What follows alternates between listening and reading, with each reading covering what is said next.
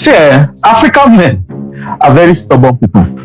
As a matter of fact, it's goats and African men. I think African men are more stubborn than goats. And that's because when it comes to healthcare, we used to do Alagbara, and because of the Alagbara, things used to affect us. Why? Because we are afraid to approach uncomfortable conversations. Once it makes you feel uncomfortable, you run away from it and call it strength. For example, once you mention prostate in any conversation, you will see the African man, like these people, react to it. But they are not react to it in a, oh, prostrate, let's talk about it, No, they are, What do you mean, entitled man as I am? Well, in this video, we are going to be calling prostrate a lot. So get comfortable with it. Prostate. Trust it. Get used to it. Because today, we are going to be talking about the different signs of prostate cancer and how you can prevent it, especially as the man who is watching this video. Come, let's go and discuss it. So, let's talk about this man to man, like adults who actually value their health. Because the truth is, if you're a man over 40, especially a black man, prostate cancer is in one corner looking at you, whether you like it or not. I know that you're watching this video, you put your hand around your head and say it's not my portion. I agree. That's why you're watching this video. Now, let's look at the statistics. In Nigeria, prostate cancer is the number one cancer among men and is responsible for 37%, yes, of all male cancer cases. And over 18,000 men are newly diagnosed every year. So, as at the time we have finished watching this video, some couple of men would have been diagnosed and is the leading cause of cancer deaths in men, since most cancer cases are actually detected too late. But let me say this, and I'm going to say this very clearly. You can put me anywhere. Cancer can be cured if found early. Should I say it again? Cancer can be cured if found early. Because the problem is that a lot of these cases are detected too late. And it's not just numbers. All the 37% are called 18,000. It's not just numbers. They are your fathers, they are your brothers, they are your uncles, full-grown, able-bodied men. Before you start forming strong man, I beg, please do the needful. And that's why we're making this video, so that we can save men from dying early and needlessly. But in the meantime, you can subscribe to this video, like, share. There's somebody that needs this video, you know them, send it to them. You might just be saving their life. So what exactly is this prostate cancer? Prostate. What exactly is this prostate cancer that we're always talking about? The prostate is a very small gland. Yes, very small gland. It's about the size of a groundnut seed, and it sits directly under your bladder, wrapped around the tube that carries urine and semen out of your body. Very small, but plays a big role, because you see the fluid that your semen is made of, especially when a man is ejaculating, that fluid majorly is contributed by the prostate.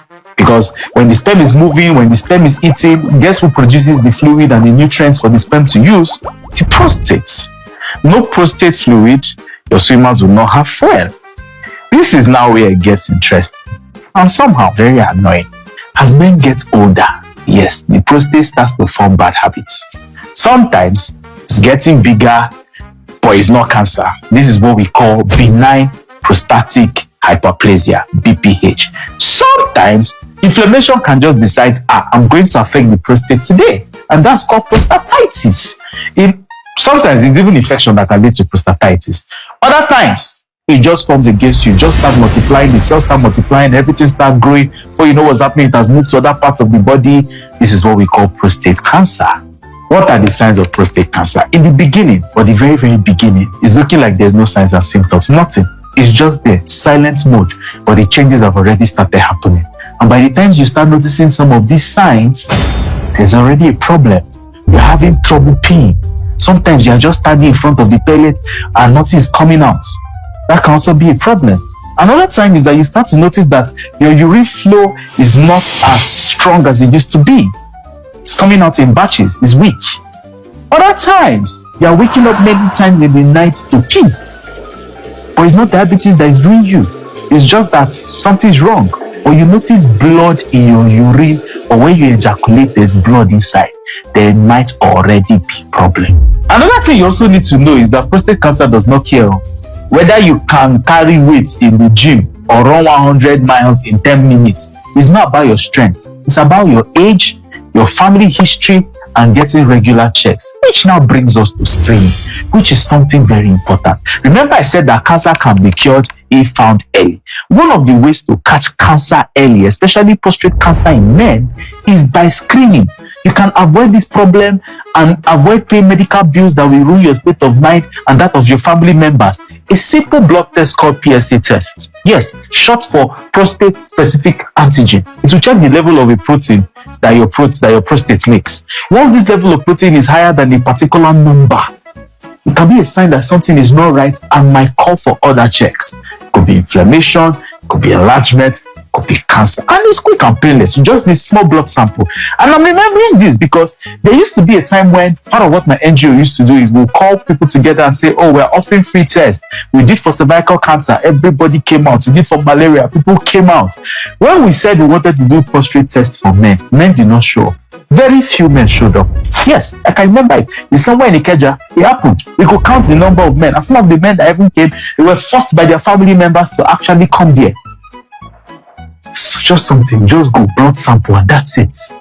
But after that, it's not just blood sample, you also need what is called the digital rectal examination. Yes, I know that this one, some of you will argue against it. Digital rectal examination. They just put finger inside your anus. Why? Because the anus is close to the prostate in a way that when you put your finger inside, you can actually feel the prostate. You can check the size. You can look for unusual texture. You can check for lumps. This is one way to know whether there's already problem with the prostate or not.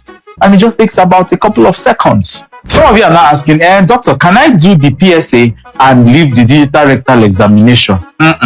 No, you cannot. You need both. One test checks the number, the other test checks the field. Somehow, they are going to have to examine the prostate one way or the other. It's not my fault that the prostate found all the positions that it decided to be in and went close to your anus. No, because together they can find these problems early, even before symptoms show. A doctor putting his hand inside your anus does not make you less of a man. You are still a man. You can actually save your life and be healthy for the people that are around you. But no, they are saying, can you imagine? Me, I'm a titled man. Doctor will put his hand inside my anus. And that's, yes, you can be a titled man and go to the grave early because prostate cancer does not care about your red cap. Are we good?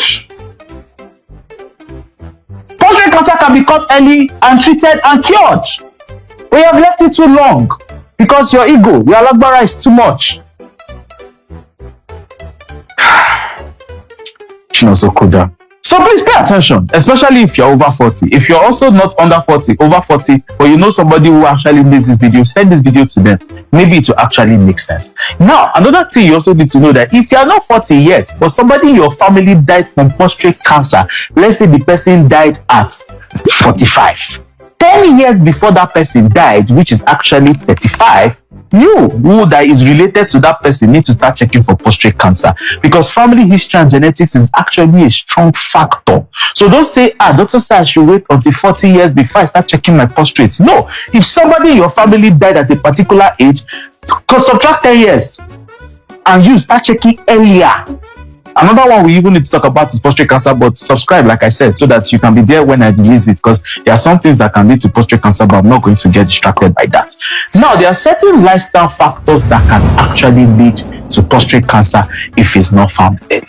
One of the things that I will talk about, and you know that I will always say it, is smoking. Yes, smoking is a risk factor for every kind of cancer. And why smoking? Because whether you like it or not, that's not the way you're supposed to put things inside your body. First of all, smoking goes directly to your lungs. Your lungs is responsible for supplying oxygen around your body. You take it's carcinogens inside your body. Oh, some of you are saying, but it's just, I don't smoke tobacco. I smoke grass. And I also tell you that the tobacco you are also saying is a plant also. Tobacco did not fall from, it was not made by man. It's plants.